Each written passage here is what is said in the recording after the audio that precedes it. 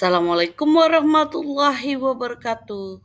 Perkenalkan, saya Neni Retnaning Tias Indriastuti, CGP Angkatan 9 dari SMP Negeri 7 Merangin, Kabupaten Merangin.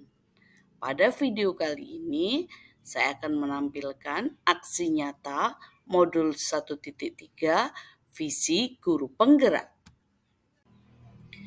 Visi guru penggerak saya adalah terwujudnya generasi yang berimtak, berbudaya, kreatif, dan beriptek. Prakarsa perubahan yang saya lakukan adalah meningkatkan kreativitas dan motivasi peserta didik melalui pemanfaatan teknologi. Prakarsa perubahan yang saya lakukan melalui 3 tahapan, yakni perencanaan, pelaksanaan, dan refleksi. Pada tahap perencanaan, saya berkonsultasi dengan kepala sekolah dan rekan sejawat yang mengampu pelajaran bahasa Indonesia. Saya juga berkonsultasi dengan para guru yang ahli IT di sekolah dan tutor IT dari SMA Negeri 8 Merangin untuk berbagi pengalamannya tentang model atau metode pembelajaran yang tepat dalam memanfaatkan teknologi untuk meningkatkan kreativitas dan motivasi belajar peserta didik.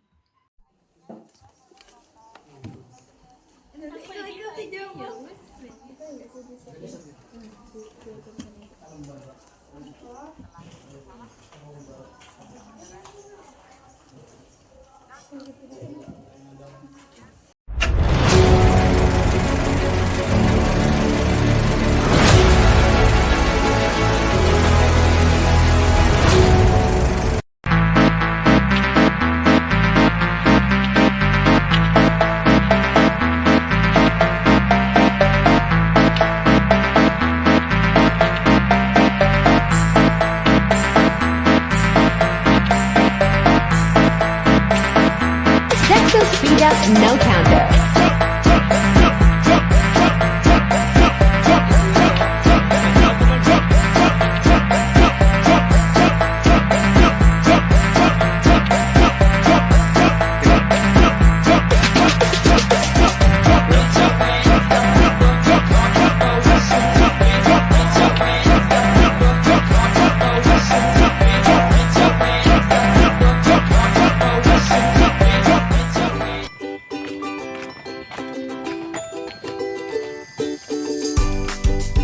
Assalamualaikum warahmatullahi wabarakatuh. Hai teman-teman, Kami dari kelas 9B bersekolah di SMP Negeri 7 Merangin dengan mata pelajaran Bahasa Indonesia di bawah bimbingan Ibu Neni Indri Astuti. Moto kelas kami yaitu 9B, be smart, be nice, be the best. Di sini kami akan membuat video pembelajaran yang membahas tentang kaidah kebahasaan teks pidato persuasif. Kaidah kebahasaan teks pidato persuasif dibedakan menjadi 6, yaitu yang pertama menggunakan kalimat aktif, Yang kedua menggunakan kata tugas. Yang ketiga menggunakan kosakata emotif. Yang keempat menggunakan kosakata bidang ilmu. yang kelima menggunakan sinonim. Dan yang keenam menggunakan kata benda abstrak. Saya dengan Amel Puspa Arum, saya dengan Bilkis Endastianingsi, saya dengan Vanisha Mea Zahra, saya dengan Wulan Rahmadani, Saya dengan Melisa Indriani, dan saya dengan Suci Ayu Ramadhani. untuk video pembahasan berikutnya. Yuk kita simak videonya sekarang. Cek jelas. Sebelum kita memasuki materi kaidah kebahasaan teks pidato persuasif, kita harus tahu dulu apa itu teks pidato persuasif. Teks pidato persuasif merupakan seni mengungkapkan pendapat secara jelas dan logis. Tujuan dari persuasif yaitu membujuk pendengar atau audiens melakukan sesuatu. Kaidah kebahasaan teks pidato persuasif dibagi menjadi 6. Yang pertama, menggunakan kalimat aktif. Yang kedua, menggunakan kata tugas. Yang ketiga, menggunakan kosakata emotif. Yang keempat, menggunakan kosakata bidang ilmu. Yang kelima, menggunakan sinonim. Dan yang keenam, menggunakan kata benda abstrak. Nah, teman-teman, kita masuk ke tahap penjelasan kaidah kebahasaan teks pidato persuasif. Kaidah kebahasaan yang pertama adalah kalimat aktif. Kalimat aktif adalah kalimat yang subjeknya melakukan tindakan atau kata kerja yang terdapat di dalam kalimat tersebut. Contoh dari kalimat aktif adalah ibu memasak nasi di dapur. Jadi, kata kerja yang terdapat dalam kalimat tersebut adalah memasak. Kalimat aktif dibagi menjadi dua, yaitu kalimat aktif transitif dan kalimat aktif intransitif. Kalimat aktif transitif adalah kalimat yang membutuhkan nomina sesuai objeknya dalam kalimat. Contoh dari kalimat aktif transitif adalah ayah mencuci mobil. Jadi, objek yang terdapat dalam kalimat tersebut adalah mobil. Dan kalimat aktif yang kedua adalah kalimat aktif intransitif. Kalimat aktif intransitif adalah jenis kalimat aktif yang tidak membutuhkan objek dalam struktur kalimatnya. Contohnya, kalimatnya mereka sedang tertawa. Jadi, perbedaan antara kalimat aktif transitif dan kalimat aktif intransitif terletak pada kata objek. Kalimat aktif transitif menggunakan kata objek, sedangkan kalimat intransitif tidak menggunakan kata objek. Selanjutnya, kaidah kebahasaan yang kedua akan disampaikan oleh teman saya bernama Bilqis.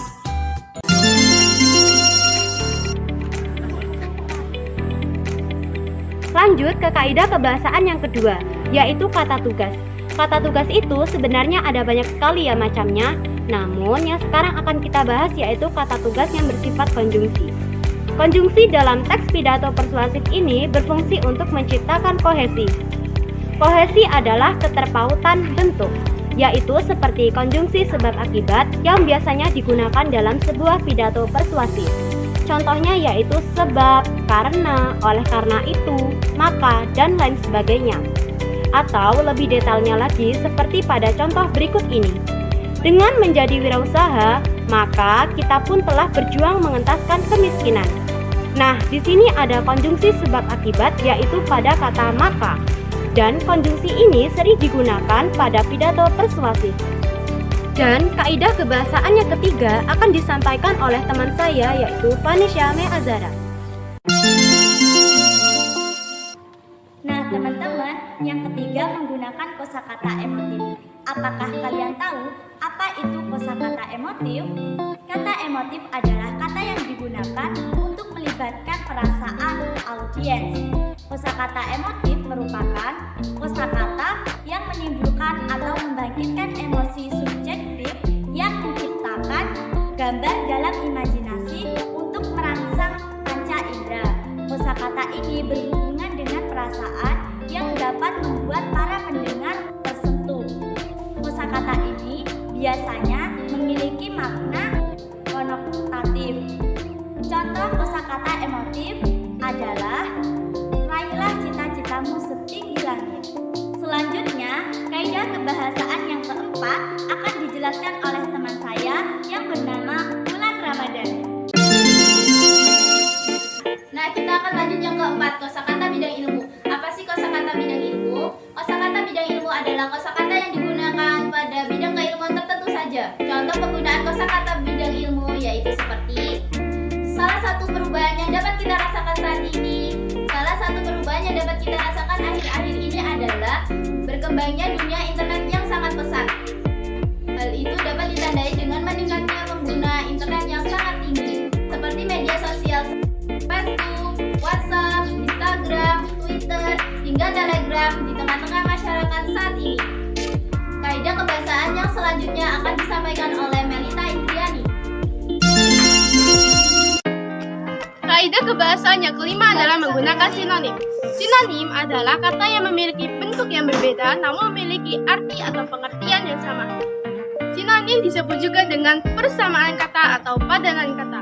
Relasi sinonim ini bersifat dua arah. Maksudnya, jika ada kata yang saling bersinonim, maka dapat dipastikan kata tersebut memiliki kesamaan atau padanan makna. Sinonim digunakan untuk mengalih-alihkan pemakaian kata di tempat tertentu agar kata terlihat lebih menarik. Penggunaan sinonim dapat membuat kalimat lebih bervariasi karena tidak ada kata serupa yang terulang, sehingga membuat kalimat tidak membosankan. Contoh dari sinonim: matahari, mentari, senang, bahagia, hewan, binatang, dan lain sebagainya. Kaidah kebahasaan yang terakhir adalah kata benda abstrak. Kata benda abstrak berasal dari kata kerja dan kata sifat yang tidak menunjuk pada objek. Tetapi pada kata kerja benda abstrak juga dapat ditangkap oleh panca indera atau benda tak kasat mata. Contohnya, kesehatan, kekayaan, kebaikan, kepandaian, kebodohan, dan juga ide. Nah, itu tadi video pembelajaran yang membahas tentang kaidah kebahasaan teks pidato persuasif. Semoga bermanfaat. Dadah.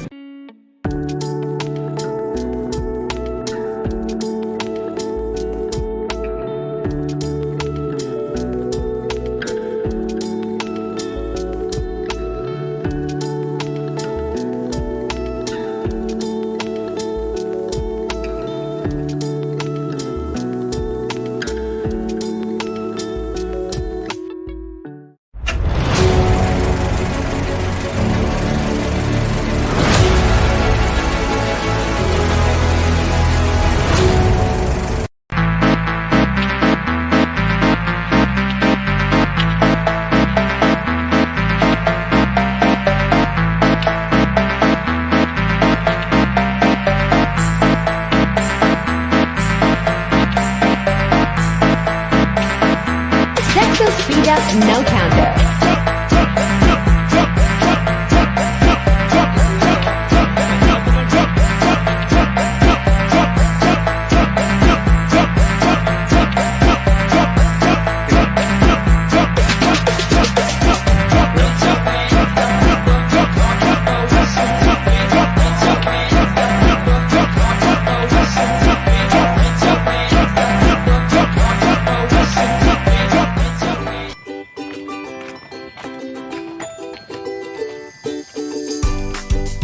Assalamualaikum warahmatullahi wabarakatuh. Hai teman-teman, Kami dari kelas 9B bersekolah di SMP Negeri 7 Merangin dengan mata pelajaran Bahasa Indonesia di bawah bimbingan Ibu Neni Indri Astuti. Moto kelas kami yaitu 9B, be smart, be nice, be the best. Di sini kami akan membuat video pembelajaran yang membahas tentang kaidah kebahasaan teks pidato persuasif. Kaidah kebahasaan teks pidato persuasif dibedakan menjadi 6, yaitu yang pertama menggunakan kalimat aktif, Yang kedua menggunakan kata tugas. Yang ketiga menggunakan kosakata emotif. Yang keempat menggunakan kosakata bidang ilmu. yang kelima menggunakan sinonim, Dan yang keenam menggunakan kata benda abstrak. Saya dengan Amel Puspa Arum. Saya dengan Bilkis Endasnyaningsih. Saya dengan Vanisha Mea Zahra. Saya dengan Wulan Rahmadani. saya dengan Melita Indriani, dan saya dengan Suci Ayu Ramadhani. Untuk video pembahasan berikutnya, Yuk kita simak videonya sekarang. Cek jelas. Sebelum kita memasuki materi kaidah kebahasaan teks pidato persuasif, kita harus tahu dulu apa itu teks pidato persuasif. Teks pidato persuasif merupakan seni mengungkapkan pendapat secara jelas dan logis. Tujuan dari persuasif yaitu membujuk pendengar atau audiens melakukan sesuatu. Kaidah kebahasaan teks pidato persuasif dibagi menjadi 6. Yang pertama, menggunakan kalimat aktif. Yang kedua, menggunakan kata tugas. Yang ketiga, menggunakan kosakata emotif. Yang keempat, menggunakan kosakata bidang ilmu. Yang kelima, menggunakan sinonim. Dan yang keenam, menggunakan kata benda abstrak. Nah, teman-teman, kita masuk ke tahap penjelasan kaidah kebahasaan teks pidato persuasif. Kaidah kebahasaan yang pertama adalah kalimat aktif. Kalimat aktif adalah kalimat yang subjeknya melakukan tindakan atau kata kerja yang terdapat di dalam kalimat tersebut. Contoh dari kalimat aktif adalah ibu memasak nasi di dapur. Jadi, kata kerja yang terdapat dalam kalimat tersebut adalah memasak. Kalimat aktif dibagi menjadi dua, yaitu kalimat aktif transitif dan kalimat aktif intransitif.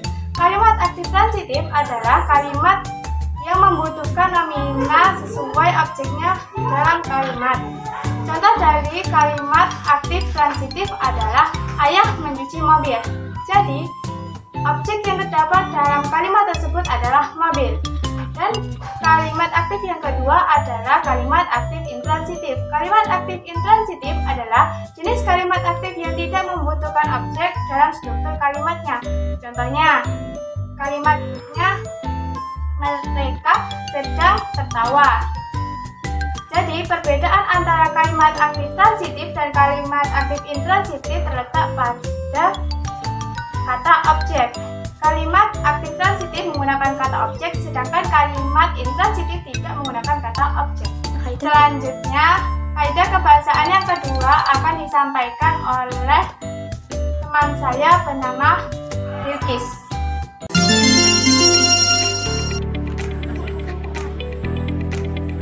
Lanjut ke kaidah kebahasaan yang kedua, yaitu kata tugas. Kata tugas itu sebenarnya ada banyak sekali ya macamnya, namun yang sekarang akan kita bahas yaitu kata tugas yang bersifat konjungsi. Konjungsi dalam teks pidato persuasif ini berfungsi untuk menciptakan kohesi. Kohesi adalah keterpautan bentuk, yaitu seperti konjungsi sebab akibat yang biasanya digunakan dalam sebuah pidato persuasif. Contohnya yaitu sebab, karena, oleh karena itu, maka, dan lain sebagainya. Atau lebih detailnya lagi seperti pada contoh berikut ini. Dengan menjadi wirausaha, maka kita pun telah berjuang mengentaskan kemiskinan. Nah, di sini ada konjungsi sebab akibat yaitu pada kata maka. Dan konjungsi ini sering digunakan pada pidato persuasif. Dan kaidah kebahasaan yang ketiga akan disampaikan oleh teman saya yaitu Vanisha Azara. Nah, teman-teman, yang ketiga menggunakan kosakata emotif. Apakah kalian tahu apa itu kosakata emotif? Kata emotif adalah kata yang digunakan untuk melibatkan perasaan audiens. Kosakata emotif merupakan kosakata yang menimbulkan atau membangkitkan emosi subjektif yang menciptakan gambar dalam imajinasi untuk merangsang panca indera. Kosakata ini berhubungan dengan perasaan yang dapat membuat para pendengar tersentuh. Kosakata ini biasanya memiliki makna konotatif.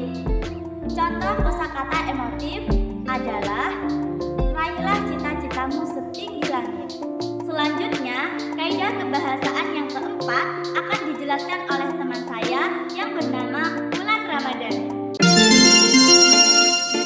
Nah, kita akan lanjut yang keempat, kosakata bidang ilmu. Apa sih kosakata bidang ilmu? Kosakata bidang ilmu adalah kosakata yang digunakan pada bidang keilmuan tertentu saja. Contoh penggunaan kosakata bidang ilmu yaitu seperti salah satu perubahan yang dapat kita rasakan saat ini. Salah satu perubahan yang dapat kita rasakan akhir-akhir ini adalah berkembangnya dunia internet yang sangat pesat. Hal itu dapat ditandai dengan meningkatnya pengguna internet yang sangat tinggi, seperti media sosial Facebook, WhatsApp, Instagram, Twitter, hingga Telegram di tengah-tengah masyarakat saat ini. Kaidah kebahasaan yang selanjutnya akan disampaikan oleh Melita Indriani. Kaidah kebahasaan yang kelima adalah menggunakan sinonim. Sinonim adalah kata yang memiliki bentuk yang berbeda namun memiliki arti atau pengertian yang sama. Sinonim disebut juga dengan persamaan kata atau padanan kata. Relasi sinonim ini bersifat dua arah. Maksudnya, jika ada kata yang saling bersinonim, maka dapat dipastikan kata tersebut memiliki kesamaan atau padanan makna. Sinonim digunakan untuk mengalih-alihkan pemakaian kata di tempat tertentu agar kata terlihat lebih menarik. Penggunaan sinonim dapat membuat kalimat lebih bervariasi karena tidak ada kata serupa yang terulang, sehingga membuat kalimat tidak membosankan. Contoh dari sinonim: matahari, mentari, senang, bahagia, hewan, binatang, dan lain sebagainya. Kaidah kebahasaan yang terakhir adalah kata benda abstrak. Kata benda abstrak berasal dari kata kerja dan kata sifat yang tidak menunjuk pada objek. Tetapi pada kata kerja benda abstrak juga dapat ditangkap oleh panca indera atau benda tak kasat mata. Contohnya, kesehatan, kekayaan, kebaikan, kepandaian, kebodohan, dan juga ide. Nah, itu tadi video pembelajaran yang membahas tentang kaidah kebahasaan teks pidato persuasif. Semoga bermanfaat. Dadah.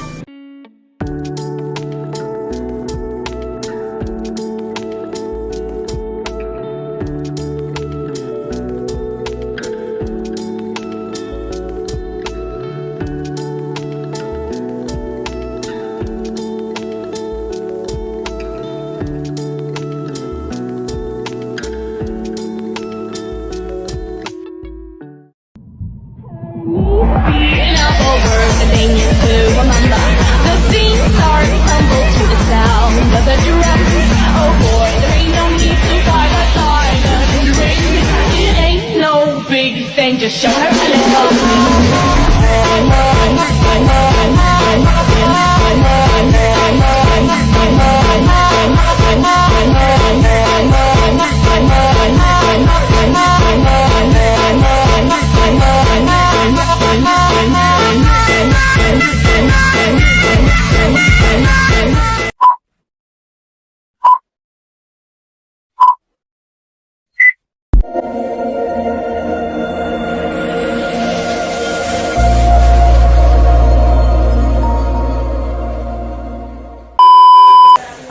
Assalamualaikum warahmatullahi wabarakatuh. Hai semua, kami dari kelas 9A akan menampilkan sebuah video tentang struktur teks pidato pada materi kelas 9 di bawah bimbingan Ibu Neni. Mari kita saksikan bersama-sama.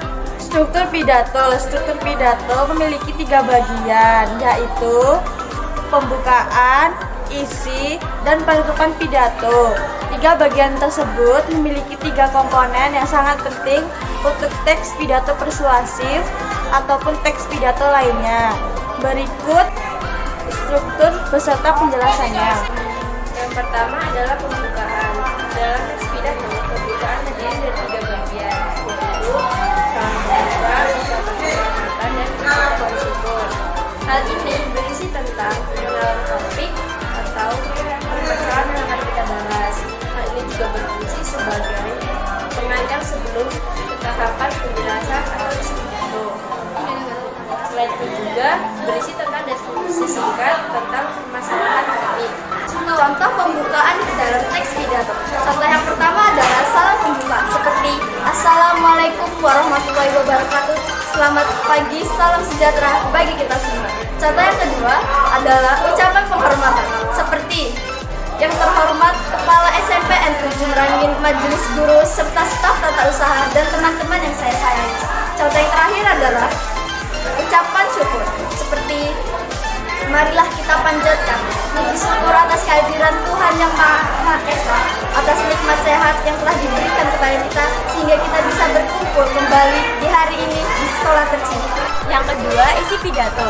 Isi pidato adalah bagian yang paling penting karena di dalamnya mengandung inti dari suatu hal yang akan disampaikan atau dibicarakan oleh orator, yaitu orang yang menyampaikan pidato. Pada bagian ini, orator biasanya menjelaskan secara detail dengan apa yang disampaikannya kepada pendengar. Isi pidato dibagi menjadi 3 bagian. Yang pertama yaitu pernyataan posisi. Yang kedua, tahapan argumen. Dan yang ketiga yaitu penguatan pernyataan posisi. Yang ketiga adalah penutup pidato. Bagian ini terletak pada akhir pidato. Orator harus menutup pidato dengan baik. Biasanya, orator akan menutup dengan saran, ajakan, dan kesimpulan pada penjelasan yang telah disampaikan. Setelah itu dilanjutkan dengan permintaan maaf untuk salah-salah kata yang telah diucapkan, serta salam penutup. Salam penutup bisa diganti dengan ucapan terima kasih. Pada bagian ini, pidato mencakup hal-hal berikut. Yang pertama adalah kesimpulan dari materi yang telah disampaikan. Yang ketiga, permintaan maaf atas salah-salah yang telah diucapkan. Dan yang ketiga adalah salam penutup. Terima kasih sudah menonton video kami. Semoga video kami dapat bermanfaat bagi kita semua. Sampai jumpa.